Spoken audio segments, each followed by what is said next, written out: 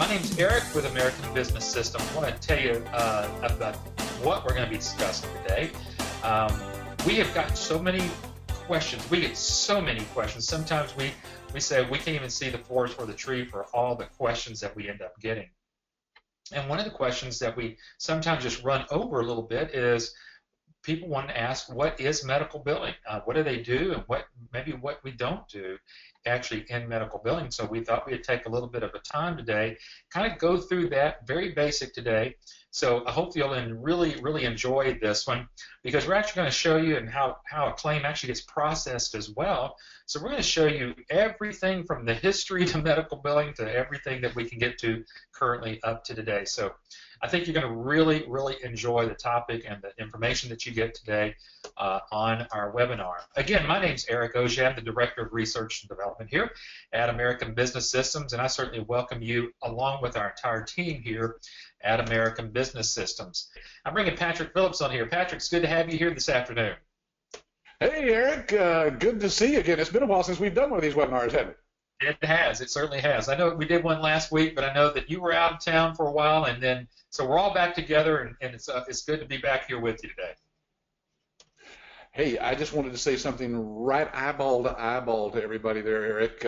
One of the things that I love about these live webinars is because now you guys can actually see us live on our webcams here.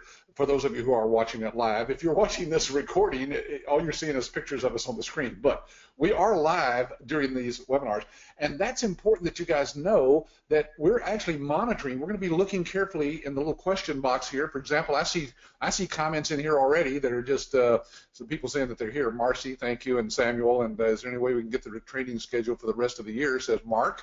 So there's our first question, Eric.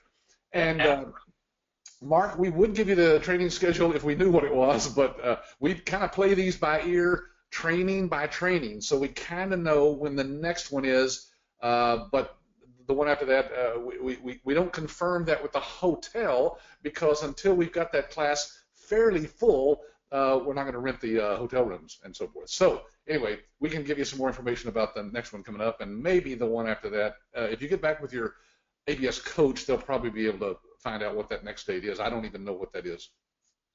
I know it's coming up in the month of July, so we can certainly maybe take a look at that, and we'll maybe get that up there. But I know, Patrick, we wanted to really get involved in really what's going on with the whole medical billing, and I know there was a couple of things you really wanted to share real quickly about this as we start getting started here. Well, you know, my wife started doing medical billing, as you know, back in the late 80s. I think it was about 87. And so, you know, a lot of what you're going to hear today, folks, is from our experience. 22 years in this business. We've gone through a lot of changes, so has medical billing. And so we're just going to illustrate that for you today as best we can and let you wrap your brains around what this business is all about, because if you're thinking about getting into it, then obviously you want to know what am I going to be doing and how do I do it and what's the basics of this business. And then we'll also show you at the end what you're not going to be doing. Of course. So we're going to show you the first things of the do's and what you won't have to do as a medical billing company. But, you know, Patrick, as you and I were talking about this, we actually started speaking about this last week, exactly what we wanted to do today. And I went out there and started doing a little bit of digging. I went really far back in history whenever it comes back to medical billing. And I came across this. You talk about an interesting spreadsheet thing here. Let me see if I can populate that right there on the screen there. This is the first set of medical codes back in 1662. Wow. That is cool. You can see here it's got the year right across the top, and a little bit on the side you can see a little bit there. It says stillborn, and if you look at that 1647, that code would have been a 335 there. So, you know, there's you know, this goes back a long ways whenever it gets back into what we think of classifications of certain medical diseases. Well, bringing up codes, that's a good point. That's one of the things we're going to cover, of course, later about codes and what they're all about, because a lot of people are scared of the codes part. You know, they think they have to go to a coding school and become a certified medical coder. Right, exactly. It was interesting, but then I came across this other one here. And Patrick, I'll let you kind of take this one here because this kind of gets us all the way caught up to where we are today, and that is all the way through the ICD-10s of where we are.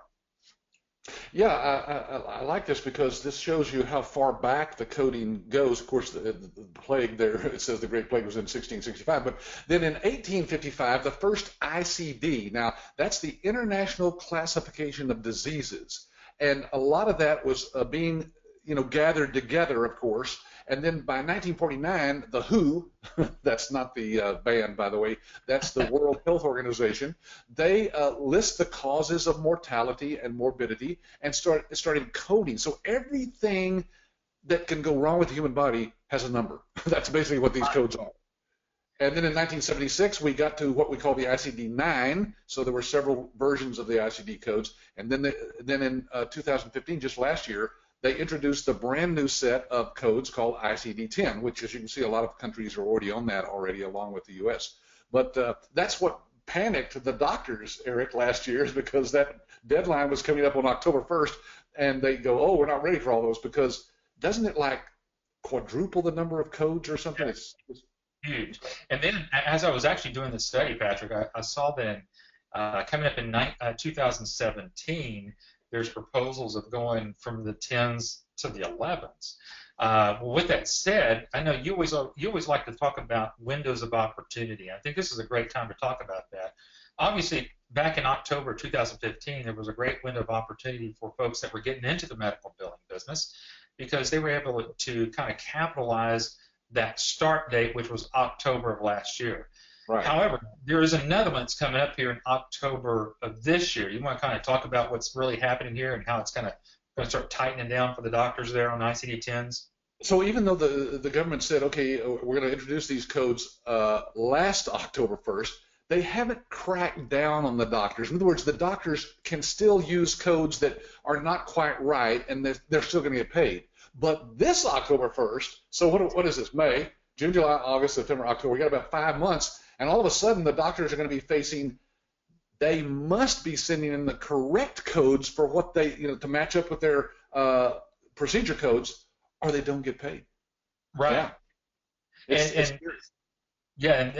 And so what we teach in those training classes, I know that we've got pretty much a good set of training courses and everything, but we try to use what's really happening right now to get folks motivated to go out there and they're talking to doctors. And so, if someone's thinking about, well, how am I going to get my doctor? Well, if you walk in today and you tell that doctor, I'm here to help you with the upcoming ICD-10s and making sure that you are using the correct ICD-10s, the doctors are going to listen to you.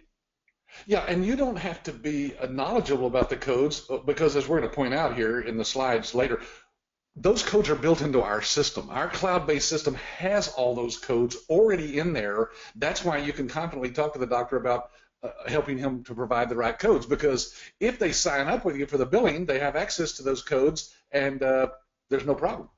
Right.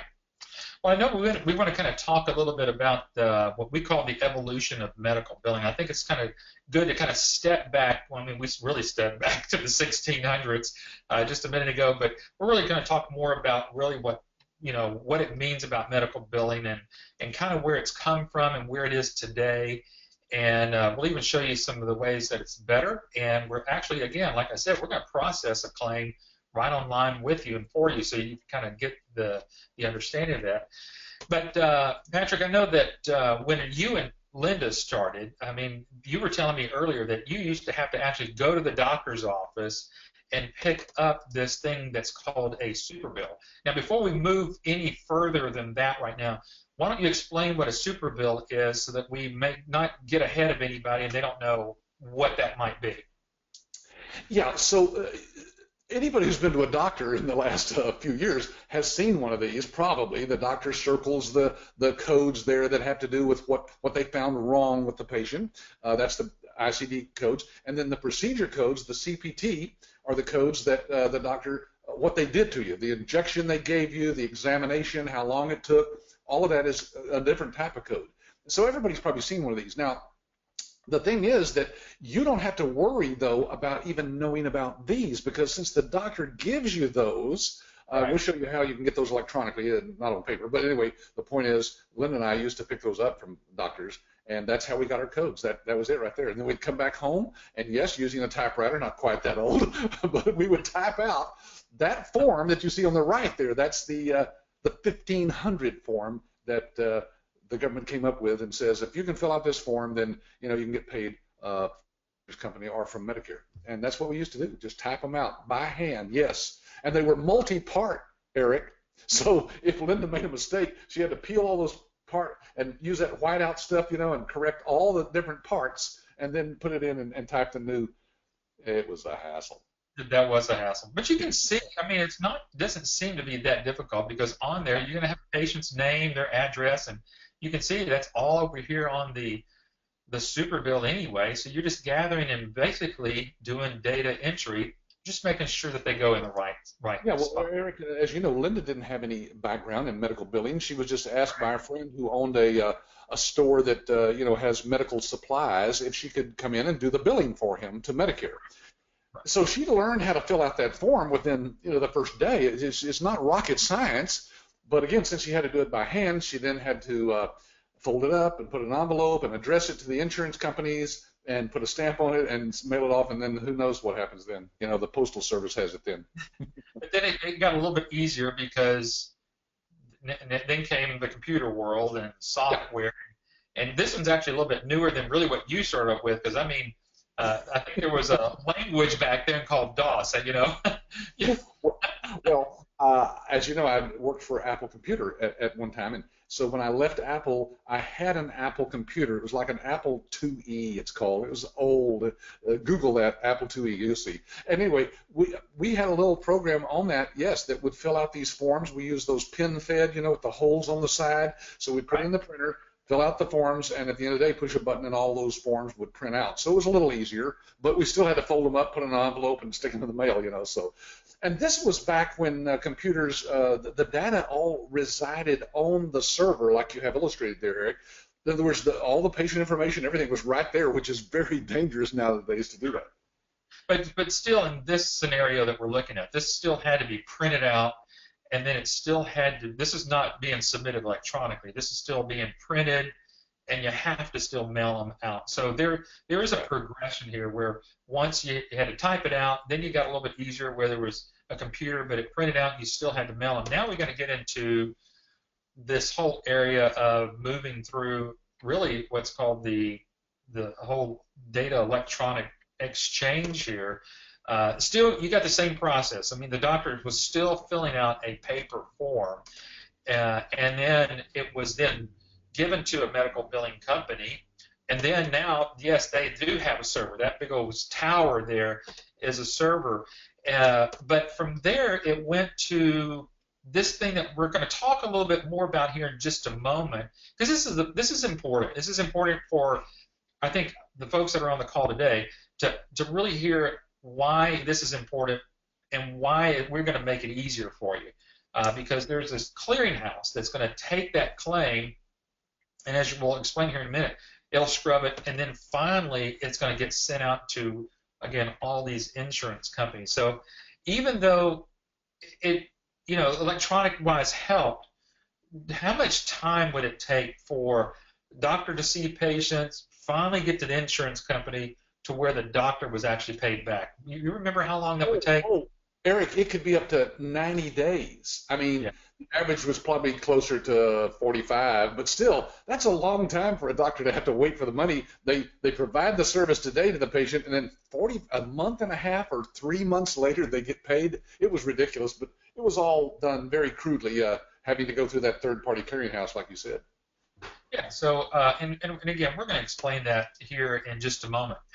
Now we're going to move up a little bit further. The doctors finally get away from that piece of paper.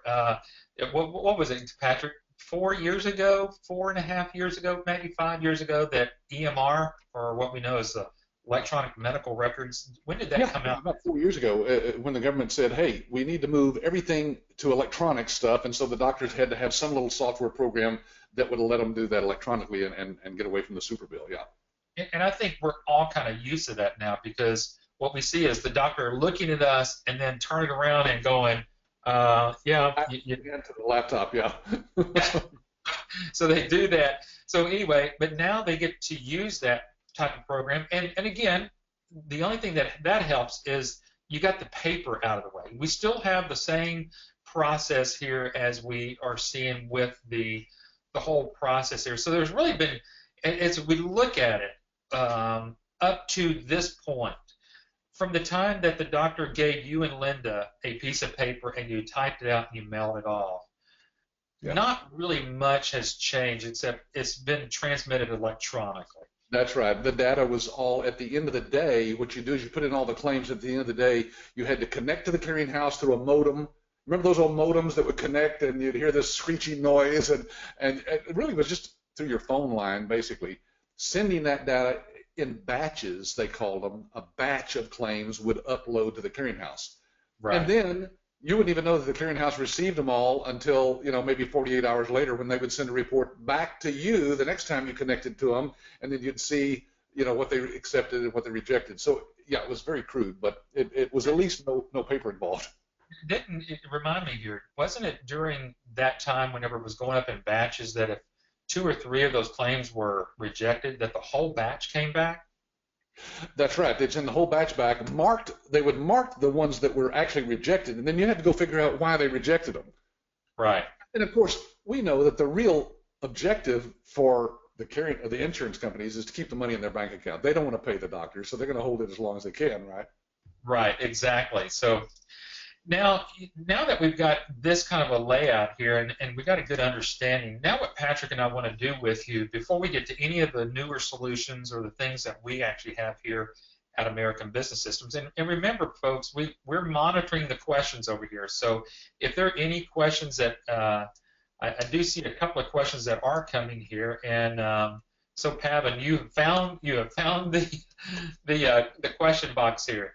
And so I'm going to read through those here in just a second and make sure that we can get some of those answered. But what we want to do now is, with the scenario that we've been talking about, we're going to kind of go at what's called a step-by-step. And it says online practice management system. So that's what that OPMS stands for. That's kind of archaic because we're staying with the archaic way before we actually move into what we do and what you'll be able to provide, because what we want to try to do right here is give you a good foundation. Probably, what do you say, Patrick, a good 80-85% of doctors that are still doing medical billing in their office are doing it this kind of archaic way. Yeah, I mean, they've been forced to move to some sort of computerized system, but they still deal with the Superbills. I got one the other day from a doctor I went to, the paper Superbill. Now, whether it's electronically generated or whatever behind the scenes, I don't know, but they handed me a copy of it, and I went up front, had to pay. I'm self-pay. So, and then, of course, you're still filling out forms like that patient information form and so forth as well. So, Patrick, before we move on, I'm going to ask one of Pavan's questions here. And he says, I heard from doctors that billing and dealing with insurance companies is a difficult job and requires certification along 3 to 4 years of experience as a billing clerk. You want to answer that? Well, I'm sure that a doctor might say that to somebody because they may think that that's the facts. But folks, we have people come through our training all the time that within 30 days they have a doctor and they're doing the billing for them. How's that possible with no background in the medical field whatsoever?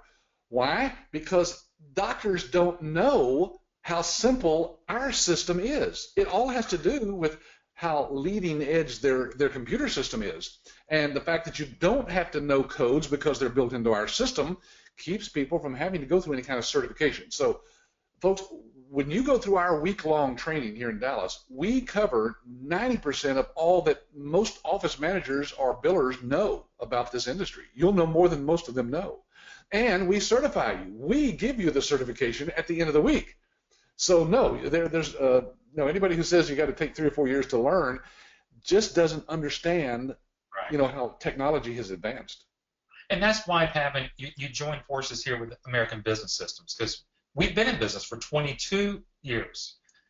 Like I said, we're in our 23rd year here, and so guess what? You become part of us. We've got the experience. We're going to help you right along there. So that'll be part of everything that you're doing.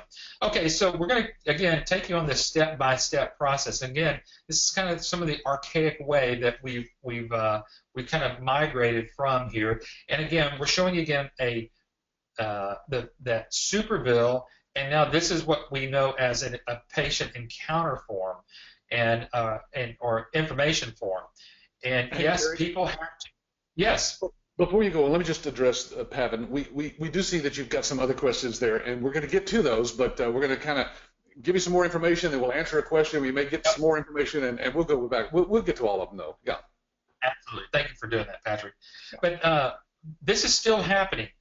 You go to the doctor's office, you fill out all that paperwork, and then someone takes that paperwork just like this and manually types it in there. We can show you with our system that you can do away with that. We can literally go to the insurance companies and bring all your patient demographics from the like Blue Cross Blue Shield and then bring it into our system. Now, if you haven't seen a demonstration of that, please get back with your business coach. They'll happily show that to you. It is the best thing and one of the ways that we're going to help you get your doctors. But if you think about it, the way that medical billing is and has been, and it still works today, you would go to the doctor's office, you'd pick up the super bills and patient information forms from the provider's office. You can either do that in person, it could be faxed over to you. Patrick, I think at one time, I think y'all were using the local delivery service to some degree, weren't you? Yeah, they would just pick it up for us and bring it right over to us the same day. Yeah, for like, I don't know, $20 or something like that. Yeah. Right. But as you'll see here, there is a much, much better way that we'll kind of show you here. So that's step one. You got to get the information. Yeah, but this is how a lot of medical billing companies out there do this, Eric. They'll do it today. Still today. It's just that they just don't know and don't have the technology that we have. For example, those forms right there can be sent to you, like you said, via fax, of course, but we even have a better way of getting that information to you. So as you'll see as we go along. Before we jump off of this one, people ask this of us. Do I have to go pick it up at the doctor's office? Well, what happens if you land a doctor, let's say that you live in Texas, and you've got a doctor in Georgia? There's no way you could go over and do that. So you want to talk to, with that said, you want to explain why they can be in any state and have a doctor anywhere? Yeah, in fact, we have licensees that you can talk to, folks, that will tell you that their business is all over the United States. And the way that works is if you sign up a doctor locally, let's say, you're here in Dallas, for example, you sign up a doctor. You start doing billing for that doctor, and they're happy, and we teach you how to get references from them, referrals. And that referral could be a doctor in California. Doesn't matter, because that doctor in California cares about nothing other than the fact that his friend in Dallas said he had a good billing company. So you do all of that over the phone. You can use GoToMeeting like we're using here, or some other way of connecting with that doctor. It can all be done through email. All the forms are sent to him. He signs them. He sends them back to you. And then you set everything up, since it's a cloud-based system, over the internet. So, folks, you don't ever have to leave. You can sit in your bedroom in your underwear. If you want to run this business and never leave, just order pizza in and use Amazon for everything else. You never have to leave. Of course. So now that you've got that information, again, remember, we're talking to you exactly what is medical billing. We're explaining it to you. So you've got those pieces of paper. You got that super bill. You got the patient information. And now it would be your responsibility to put that information into the system, put it in. As you can see here, there's a charge entry part of it. And then, again, you're going to send it off. The first place it goes is not to the insurance companies. It's going to go to the clearinghouse. Now, I'm going to get to this next slide here because, Patrick, I want you to explain to everybody really what a clearinghouse is so we don't, again, lose anybody. Well, think about it this way. You could send all of your claims to every insurance company out there individually. It would be a major headache to do that. Of course, you'd have to connect to each one of those, send it in the format that they want to get it in, and so forth. So clearinghouses were set up years ago as a third-party company that basically, for a fee, for every one of those claims, they're going to charge you something. But they will take that and scrub that claim to make sure that it hasn't basic errors and it's not missing anything. And then they intercept those basically from you on the way to the insurance companies, and they send that claim back to the originating medical billing program. So, like I said a while ago, you batch upload to them, and then maybe in the next day or two, they'll download all that information back to you. That's where the rejected claims come in. Those are claims that are not paid to the doctor, and that the doctor staff, if they're doing the billing themselves, believe me, they don't normally get those corrected. Those go in a drawer somewhere, and they're going to get to them someday, and then they never do. So the doctor's losing a lot of money. Yeah, just think of it as claims are going out. There's going to be a certain portion of these claims that are going to get rejected by this clearinghouse because the clearinghouse has found an error. And obviously, they don't want to send in a claim that has an error to the insurance company because they know it's going to get sent back anyway. Right. So it gets sent back, and all of a sudden, 2 or 3 days later, that little clerk there at the doctor's office all of a sudden starts getting all these rejected claims. Patrick, I had a great call with someone the other day, and he said it the best way that I could ever, and it's the best way I've ever anybody's ever put it to me so far. He goes, let me get this straight. So a doctor is running about $1 million business a year, and he hands over $1 million business to a $10 clerk, $10 per hour clerk. Yeah, and that clerk doesn't really care how much of that money comes in for the doctor because the pay is the same, right? They're going to get their salary no matter what, and they think the doctor makes probably way too much money anyway, so who cares if we lose a few dollars here and there in the claims? They just, yeah, they're not. But with people who are doing the billing for a percentage of the money that's collected, like you will be doing if you get into this business, and like we teach our licensees to charge the doctor, you're vitally interested in every dollar because you get a percentage of every dollar. Exactly.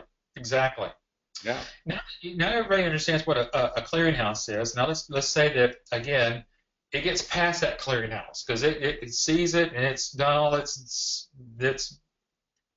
data stuff that it does there in the clearinghouse. Then it separates these claims. Now a portion of it's going to go to what we call governmental. That'll be your Medicare and Medicaid. So we just put Medicare up there because everybody pretty much knows what Medicare is. But that's your governmental claims that need to be paid by the government. Then you've got your health insurance company. So everything else is going to get separated to those two places there. So it, like Patrick says, it scrubs it and then it formats it for each one of those companies. So Medicare, Medicaid, TRICARE. Then you've got Blue Cross Blue Shield. Then you've got Cigna, and you've got Aetna, and you got all these others. Those are going out constantly. Now, one thing I like to talk about here, Patrick, before we move on here, and it's going to concern our clearinghouse, because I know we're going to talk about ours here in a moment. These third-party clearinghouses are getting bombarded by literally thousands of medical billing companies and doctors' offices. With ours, it's only coming. Our claims are only. Our clearinghouse is only being received by claims that we provide. There's where it's going to be a tremendous benefit for you. Yeah, because as you'll see, we're going to illustrate this here in a moment. Our clearinghouse is built into our system, so it is our clearinghouse. It's not a third party at all. And that's why we get money back to the doctor sometimes in as little as a week. Right. Exactly. Yeah.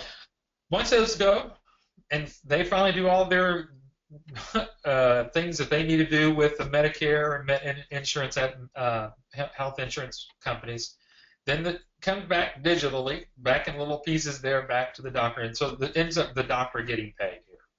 Yeah, finally. Sometimes after weeks of the money floating around out there. I used to swear when they were doing it on paper, Eric, when we were mailing them in on paper, that there was somebody in the basement of the clearinghouse that was shredding every fifth claim that came through, because sometimes we'd call up and say, hey, we haven't seen the money on this claim. Where is it? And they would say, oh, we don't have it. We never got it. Well, we knew that we mailed it, but there was no way to prove it back then. Now they can't do that through our system, huh? Now, for you, remember we kind of started off, you got to collect that Superbill, that patient information, you put it in the system. Well, obviously, you got to get paid. And guess what? If it's taking the doctor 45 to 60 days to get paid, it's taking you that long to get paid as well. So finally, once the doctor gets paid, then the doctor will end up turning around and paying you based upon your invoice for what you help that doctor collect. Yeah. So So you'll be able to see in our system, you, the medical billing company, exactly how much money was collected in the past 30 days for that doctor. You'll generate an invoice using something like QuickBooks or any invoicing program that's out there. Some of them are even online, and send that to the doctor. The doctor looks at that. He can go online and look at your system in real time and see that that is the money that you collected for him. And, he pays the bill, basically. absolutely. A lot of our licensees, of course, set the doctors up for an automatic payment right out of the doctor's bank account, so they don't even have to send an invoice. Exactly. Now, as we talked about, we've been saying all along that there's a better way of doing the whole process. Yes. Now, before you get to that, let me just address a couple of things that have come in here that are just, real. Oh, gosh, yeah. Roger wants to know how often we do the classes here in Texas. Roger, it depends on how many people. Only 20 people literally can sit in one of our classrooms. So when we see that we're going to get that full, we start planning the next one. Historically, those have been every 6 to 7 weeks. So that's generally it. We probably do 8 now, I think, a year. Is that right, Eric? I think it's 8. I believe so. Mm-hmm. And the other question I wanted to address was from Janice. Will this be available? Yes, Janet. We record, Janice. We record all these, so this will be available. Just ask your ABS coach that sent you the email about this to say, hey, send me the link to the recording, and they'll do that. It'll be available tomorrow sometime. Okay. And Mark, we're about to answer Mark's here just real quickly, so Mark will answer your question here just shortly. But anyway, we're talking about, obviously, this, medical billing has evolved. It's gotten a little better each time, but again, what we're talking about is what's the differentiator that's going to help our brand new licensees that come in with us. How are we going to help them get a doctor in the next 60 to 90 days? And this is where we want to kind of tackle into it. Patrick, why don't you kind of talk about this, because now we're talking about our system and the way that this actually looks. I just put everything up there at one time then for us. Okay, so what you're looking at here, folks, is an illustration of our cloud-based system. Now, let me address that, because one of the questions that Pavan had was about the cloud-based system. It says, what happens when doctors, how do they handle updates when there's a local outage of the internet? Can you brief us on the disaster recovery system that's in place? So let me put it this way, folks. The cloud has been around now for I don't know how many years, and to define it, it basically is a server that sits somewhere in somebody's secure location. In our case, we have 3 backup servers or redundant servers, so all that data is always out there. If there's a local internet outage, of course, then there's nothing we can do about that. The doctor couldn't even address address all of his own information if he had his own system.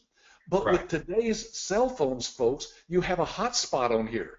You can set up a hotspot and connect to the internet even if your internet provider is down. Now, it's not as fast, but it is a connection, and you would be able to continue working. So the disaster recovery is basically the fact that we've got 3 redundant servers, Pavan, and those are all backed up offline every night in a different secure location. So here's what happens. If one server went down in, say, California, the one over in, Atlanta will kick in, and all of a sudden you wouldn't even know it. So our disaster recovery is that we've got 3 redundant servers out there that are always available for our folks to get to as long as they have an internet connection there. And, hey, as far as internet connections, you could go to McDonald's nowadays and get an internet connection, take your laptop down there and do your work there. Okay. Well, I want to paint this picture here, and then again we can talk a little bit about this because we're going to try to spend the rest of the 20 minutes so we have here talking about this. I want to say this, folks. I want you to let this kind of sink in here. And this is kind of like that eyeball to eyeball that Patrick and I talk about sometimes when we talk, and that is what you're looking at here on screen. The doctor can see the patient today, put that information in EMRX today. Like it's going to. Yep, right there in the iPad. Then it's going to come to you as the medical billing company as soon as the doctor hits submit. That goes to you. Then you will be able to submit this claim, let it go through our clearinghouse today, and it will be at these billing companies, these insurance companies today. So let that sink in. It's the only system that will allow you for the doctor to see the patient, you bill it, get to the billing company the very same day. Right. Did I say That, that clear enough? The yeah, same day. there is no other billing system or company on the market that has what we have, folks.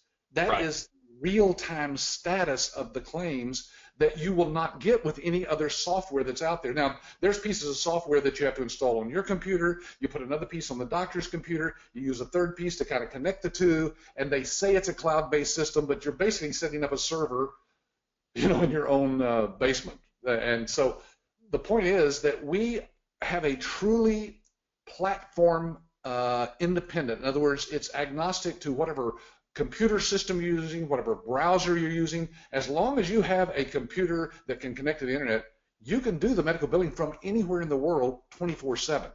And there's Yes. nothing that's downloaded to your computer, so you could literally go to McDonald's and do the work there, and nothing's downloaded to anybody's computer. You can go to the library and do your work if they've let you.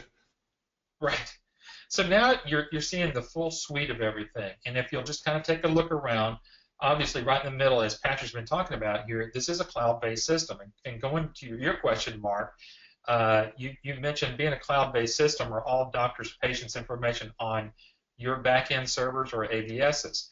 Well, it's really not on either. It's sitting, like Patrick said, out on 3 separate redundant servers. But who owns the data? The doctor still owns the data.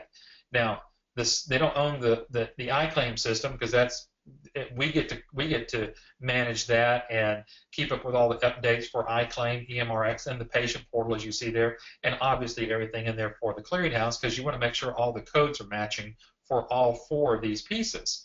But the patient's information, the patient's demographics, and the patient's medical records, those are all owned back to the doctor. So you'll be fine, and we can even show that and demonstrate that to the doctor when we do the demos for you for your doctor. So it's easily done. That's right. So let's kind of step through these real quickly, and we'll take a little bit of time, just a few more minutes here.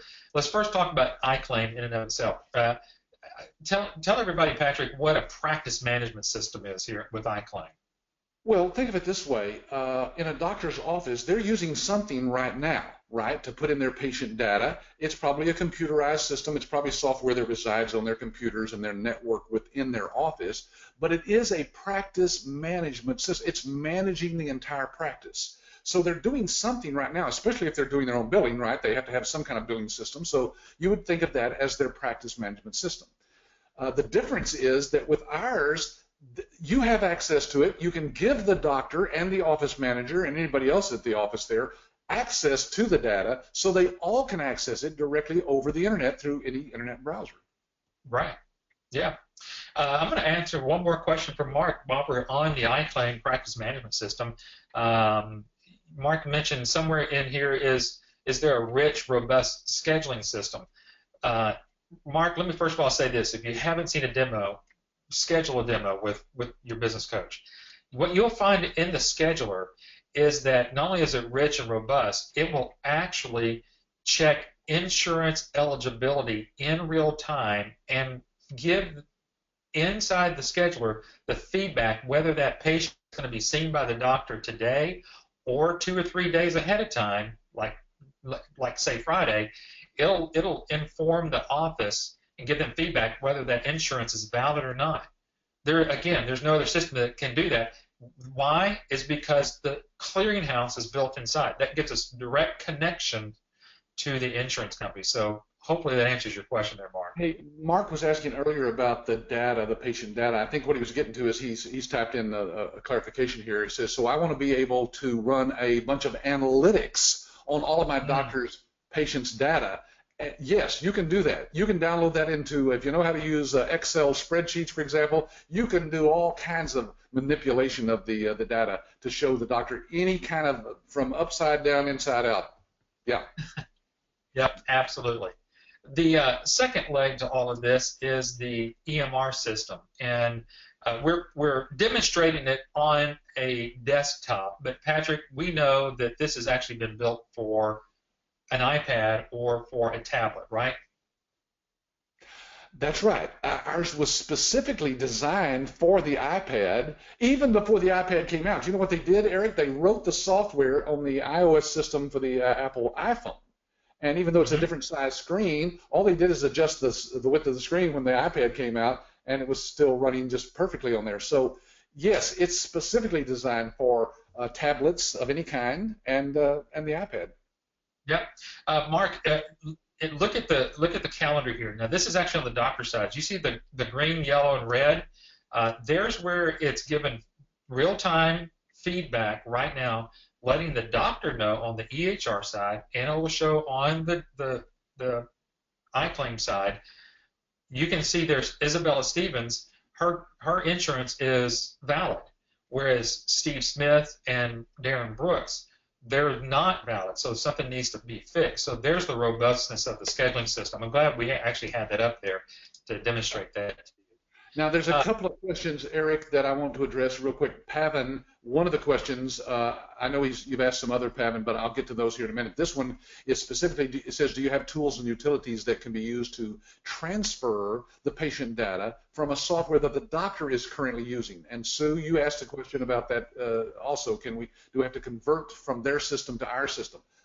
Here's the only thing you need to know, is that all the data in every practice management system is in there in raw form. It can be extracted or exported from that system directly into a spreadsheet and then imported into any other system that's out there. They use basically what they call an HL7, that's a standard that's in the industry, that grabs that data out of there. So the answer to all those questions about using the doctor's current data is yes, you can get the patient demographics from their system into any other system that you want to out there. Yep, that is correct. All right, the third leg that we're talking about here is the clearinghouse. And the clearinghouse, again, as we've already mentioned, it's built inside of the iClaim scheduling and billing side. So the claim scrubber, the claim submission is all done simultaneously as you're processing and creating this claim. And well, again, we've got a couple of screenshots here towards the end. I'll just show you what that looks like.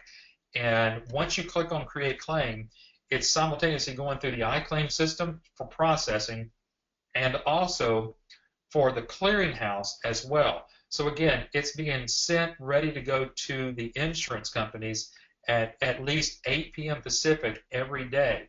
So any claims that the doctor has given to you today from the patients that they've seen today can again literally go to the insurance companies for processing payments today as well. Incredible. We have about 12 minutes left in the hour, but let me just address a couple of things here.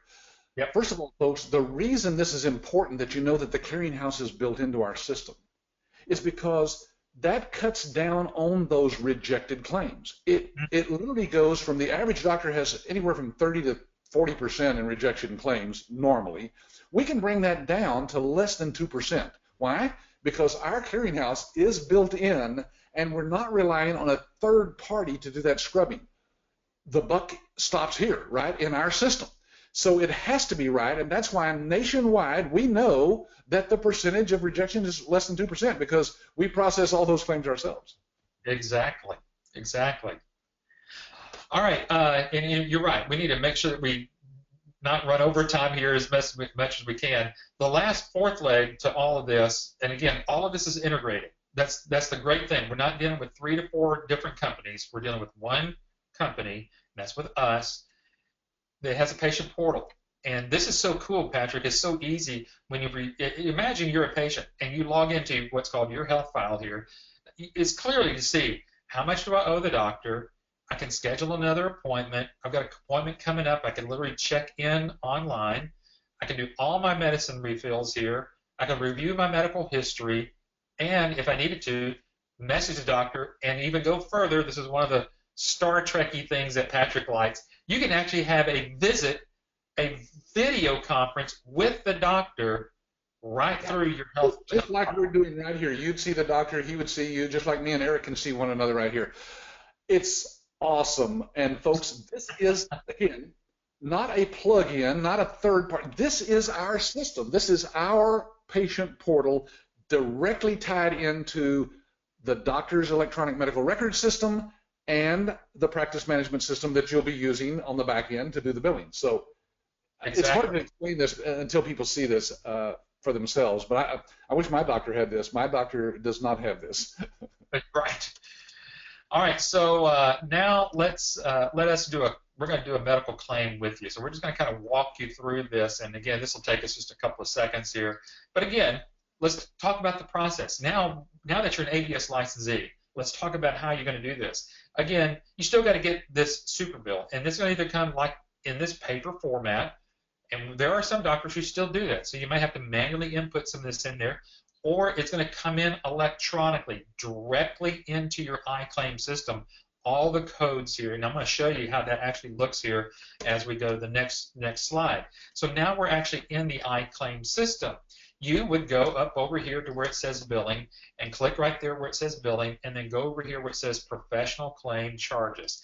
That's going to land you on this page. When you do, you're looking up the specific patient name. There we've got the patient name, so we're going to do one here for Isabella Stevens. And again, if it's coming in electronically, as I scroll, if I were scrolling through this, this is one of the things we can demonstrate to you on a GoToMeeting and show this to you right now. You would scroll up, and the next thing you would see is down there at the lower left-hand corner, you see that R05. Well, that's the ICD-10 code for a cough. Well, where'd that come from? That came from the EMR system, directly into your system. You would be checking that, make sure that there's nothing else that needs to go there. And then these codes, which are the procedure codes, those automatically go in there, and it assigns it a fee. As you can see right over here to the right, there's one for 114 and another one for 1431.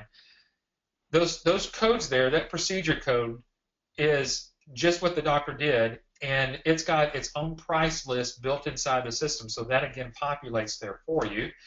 Again, you'd scroll up a little bit more, and the last thing you're going to do is, guess what? Create claim. You could literally go through, what, Patrick, maybe 30 seconds at the most of actually processing a claim?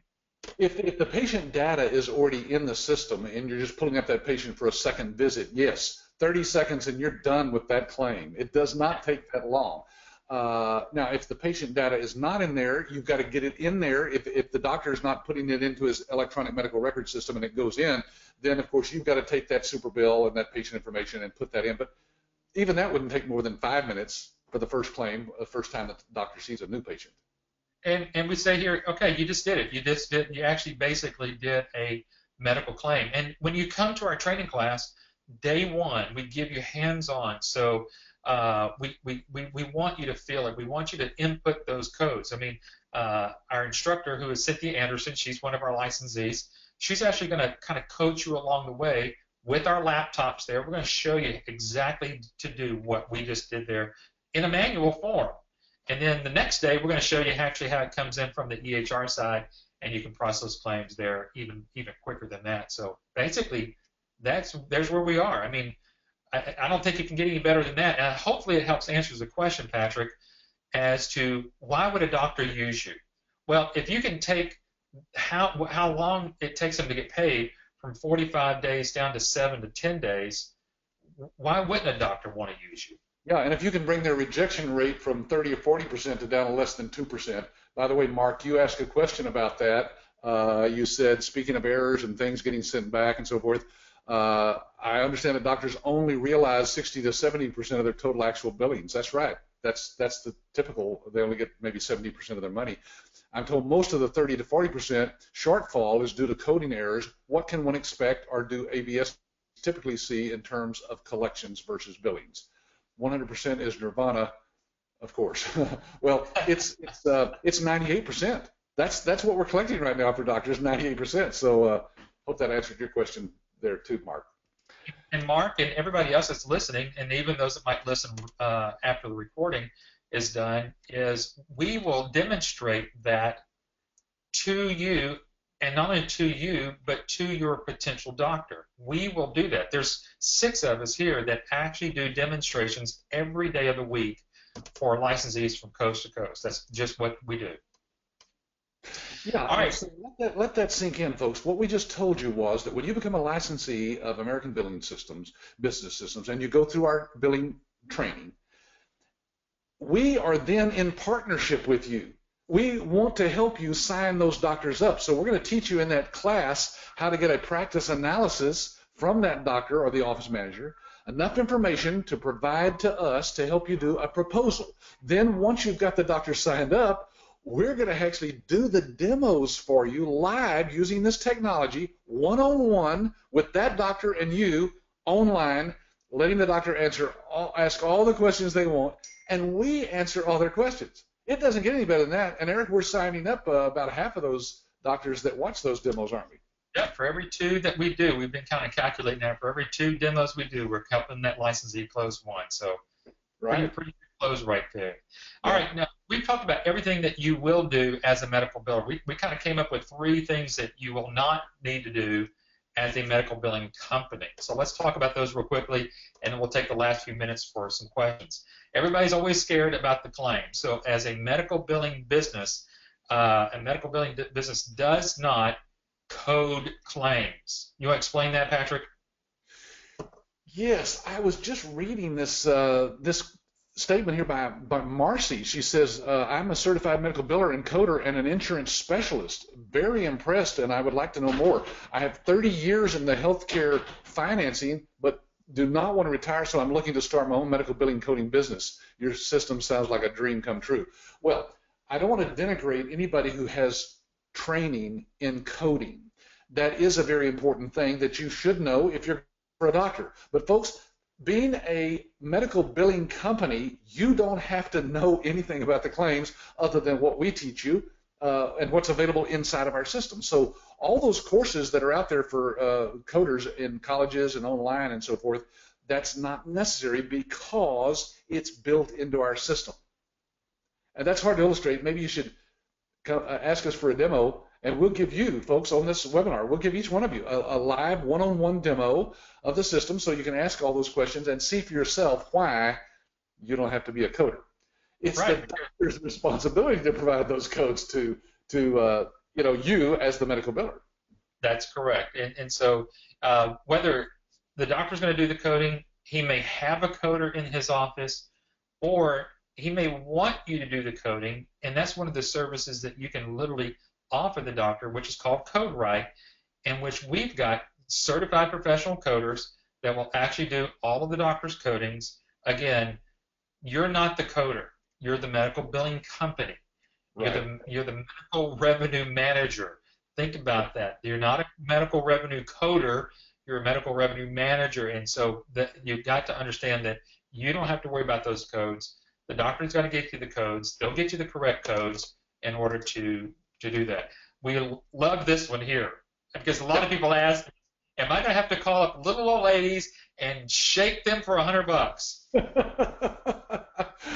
Well, we've all been there in the past, haven't we, Eric, when we had to ignore some of those phone calls. But the point is that you, as a medical biller, the system will actually send out the statements to the patients.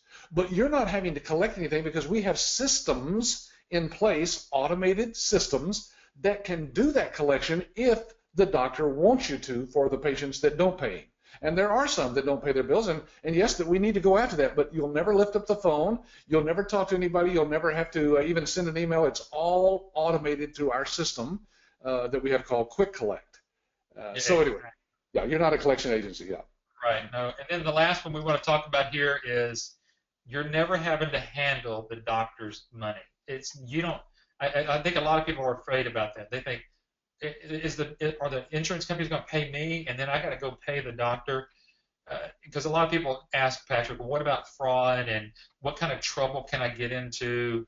Right. Folks never have to handle the doctor's money. Remember that money.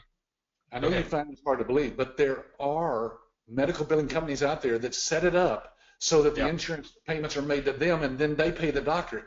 That's not the way we teach you to do it. It's not the safe way to do it. It's just as easy to have the money all go to the doctor because, again, with our cloud-based system, you can see and the doctor can see in real time, anytime you want to, log in and see the exact dollar amount that has come into the doctor's office through our system.